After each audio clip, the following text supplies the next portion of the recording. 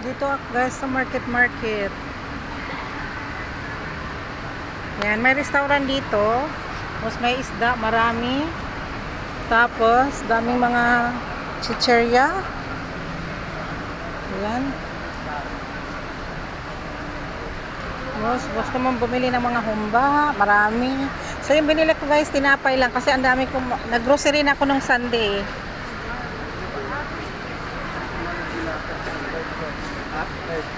Ayan, may restaurant din dito. Gusto mong kumain. Ayan, mga humba.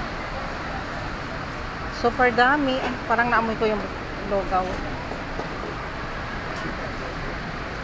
Masarap yung lugaw nila dito. Ano kaya kakain ako? 2:30 pa lang naman. Dami kasing pagkain sa taas. Sa loob pala ng... Ito yung tinula nila din dyan. Sobrang sarap. Ano kaya? Siumay na lang bibilhin ko. Pork and shrimp. Yan na lang. Bili tayo ng siumay.